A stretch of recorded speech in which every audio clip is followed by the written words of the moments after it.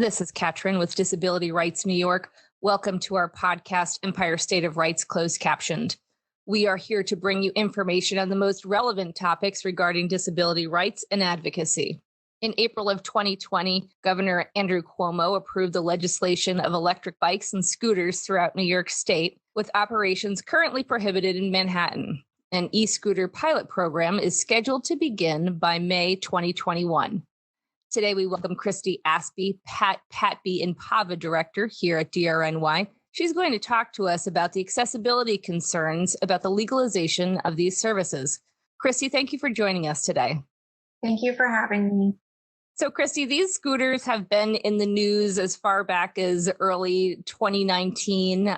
There have been a lot of issues that concern not only the general population, but specifically when we're looking at people with disabilities and utilizing sidewalks, there's been a lot happening, specifically around e-bikes and e-scooters. What are DRNY's main concerns regarding the legalization of these scooters and e-bikes in New York State?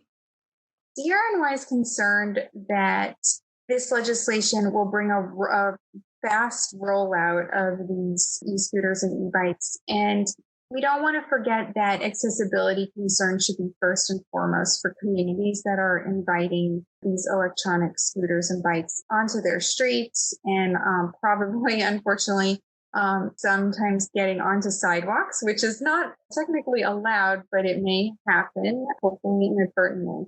But we're primarily concerned that, and we want to proactively discuss the need for maintaining safety on the streets for people with and without disabilities, and just ensure that accessibility, the measures that the cities are currently, that meet the ADA compliance that is required, that has been required for the past 30 years. We don't want to see cities backslide because this new technology is on the streets, which is certainly a very useful way to get around. And for some people, it can act as a reasonable accommodation.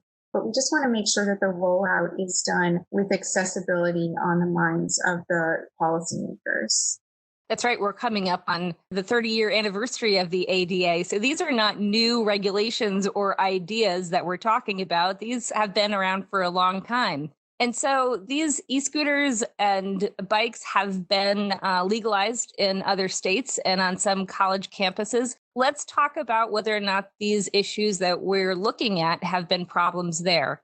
My understanding of the legal terrain is that there are two cases out there, one in San Diego, one in Minneapolis, where there are lawsuits specifically asserting violation of the ADA in some way or another because these devices are infringing on the pathways so that people are obstructed from using their wheelchairs on a sidewalk, or they're in some way being blocked to cross the street, for example. There may be a scooter littering the curb cut, something along those lines.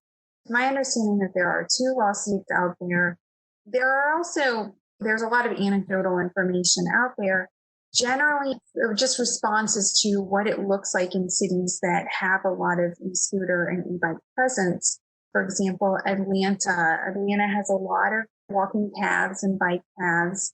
It's been reported that these paths are sometimes taken over by the e-scooter and e-bikes, and it makes maybe an unpleasant environment, but also maybe an unsafe environment for people who walk at different paces or use assistive technology in some way.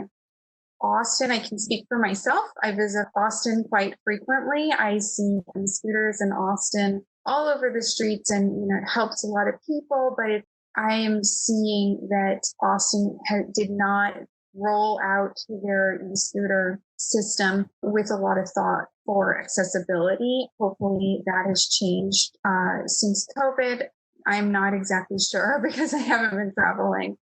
Another location that is being highlighted in the news is Portland. They had started their second pilot program for e-scooters in 2019. I believe is going successfully because they extended the end date of that pilot now through 2020. And it's my understanding that Portland is considering accessibility needs of the community, which is certainly something that DRNY wants to see New York take seriously. So as the e-scooters and e-bikes are being rolled out in New York State, what measures are being placed on them here? Well, right now, we have legislation that was passed with the current budget. So at the beginning of April, when the budget was passed, the legislation gives some parameters. It's a bit technical, but the bottom line is that the e-scooters, the sort of the common e-scooters that don't exceed 20 miles an hour, as well as those specific e-bikes that may or may not have pedal capacity, those devices are all identified as part of that legislation. So generally, for people who are looking to use just a standard e-scooter, they won't be able to use those scooters on the sidewalk, and the locations that the scooters can travel will be on streets that have a speed limit of 30 miles or less. That's quite a few streets in New York State and across municipalities and across New York City. We will be seeing these scooters on the streets with cars. Another important part of this legislation is that they do identify that riders of these e-scooters and e-bikes have to abide by the laws that cars have to abide by. So you have to stop at red lights, you have pedestrians, you cannot speed. There is a speed limit for these bikes. It's not over 20 miles an hour or 25 miles an hour for those bikes that are just electronically powered. So I believe that this legislation should be strictly enforced. And I think it's important for people that are planning to use these scooters to know that in the same way as cars have to follow the traffic safety laws, these e-scooters and e-bikes have to as well. And that will, in theory, prevent a lot of accidents from occurring that, if you're thinking that you have the same rights as a pedestrian on one of these, that's wrong. And so you really have to understand the differentiation between, walking and riding an e-scooter. And so in the previous question, we talked a little bit about, some of your experiences that you've seen e-scooters and e-bikes in action. And one of the things you said is there has been a problem of them literally being littered and disregarded on sidewalks and streets and have made traveling for other people using the sidewalk or the street, it's become a barrier. So let's talk about those parking location guidelines. What should that look like in New York State? There's really a distinction that I think municipalities and large cities have to understand, and that's what cities need to plan for is going to look different than the scope of what a small town needs to plan for. So a town of 6,000 with a downtown that is one street and 1 mile long, their planning and their need for parking is going to look so fundamentally different than New York City. And just to note on that, New York City on June 25th, the state legislation was codified by the city so that the city now recognizes that state legislation as though it applies equally to the city, which is great news for the city. And if you are an advocate of e-scooters, if you are concerned about how the city is going to manage the parking of these devices, then that's definitely a valid concern, because New York City has substantially less street space and less parking space than a town with a downtown that encompasses basically one commercial street and that has ample parking. So I think the scope will require planning, and it will require dedicated space. And that's what's necessary if we truly want to roll this legislation out in an effective, efficient, and welcome way. Because e-scooters can be great, especially now that people need alternatives to transportation besides public transportation. And you want to be outside and you want to do social distancing activities. This is all very important. But for people with disabilities, for example, somebody that uses a wheelchair on the streets of New York City, if there are 5 scooters that are blocking the sidewalk after a group of people just left them there because there's literally nowhere to put them, that is going to be a huge, arguably insurmountable barrier that people with disabilities may face. And so municipalities and cities really need to understand how planning requires a conversation of accessibility. So let's talk about the scooter companies themselves. Should the parking location regulations be included in their service structure as these plans are rolling out? Well, that again, I think is a bit subjective because of the differences in the communities and the different space that is provided for these programs. It's also some companies may roll out more scooters than others, so their needs will be different. It's this whole model, it's an interesting one because it is very much based on the gig economy where we're relying on what have been seen in the past as independent contractors picking these scooters up, maintaining them, being responsible for them. So it's a very unique model for our streets because it's different than, dedicated parking spots for rental cars or the like. We haven't seen anything like this in New York State and New York City. And, as we're rolling this out, we certainly can learn from other places that have had these negative issues. Absolutely. And there are so many positive aspects to having these available to people who, like you said, are working in the gig economy or even may need it for an accommodation. It's really around how they're going to be brought to us and how they're going to be maintained and how each city deals with it individually. And so for people who are currently using these services, what can they do to follow the ADA accessibility guidelines?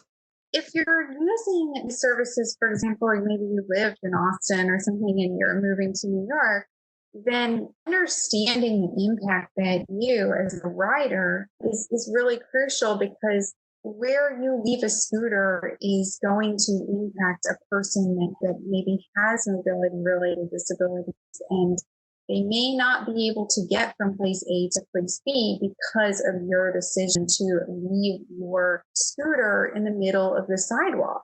And being a rider of a scooter doesn't give you the liberty to place it wherever you want. You really have to, we at Disability Rights in New York certainly encourage people, New Yorkers, and everybody that comes into New York State to recognize the importance of considering the people who have disabilities and making sure that the world we live in is as accessible to them as it is to you. So when you're picking up or you're dropping off your scooter, considering the needs of the people who may not be able to as easily pick the scooter up and move it, is certainly a consideration that we encourage. For people who are worried about this new legislation and who are concerned that the e-scooters in their community will limit their ability to walk their streets and get from point A to point B, we understand that the rollout could happen as early as August of this year, so that's very soon.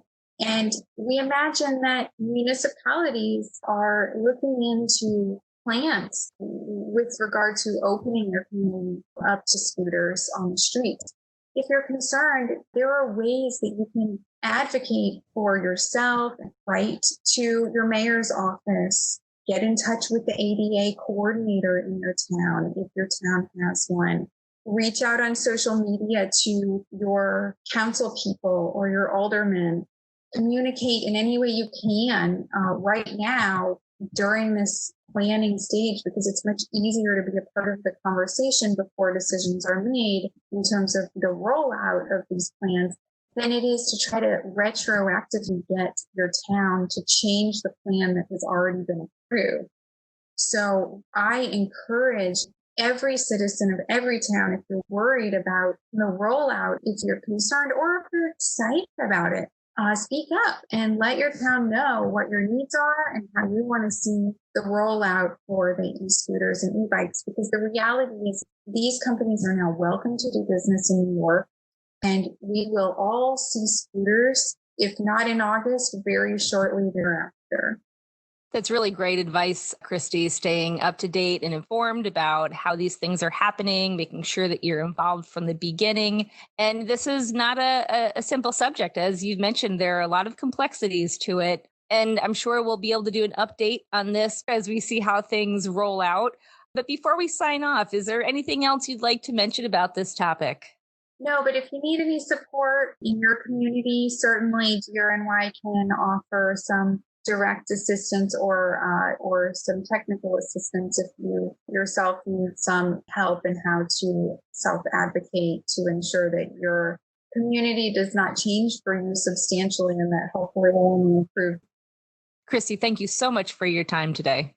Thanks. Empire State of Rights Closed Captioned has been brought to you by Disability Rights New York, your source for disability rights and advocacy. If you enjoyed our program, make sure to subscribe, like, and share this post. If there is a subject you would like us to discuss, please email podcast@drny.org or comment below. Tune in next Wednesday, where we'll bring you more information on disability rights in the state of New York. The closed captioned and ASL version of this podcast is available on our YouTube channel. To listen to more Empire State of Rights Closed Captioned, follow us on Apple Podcasts and Spotify.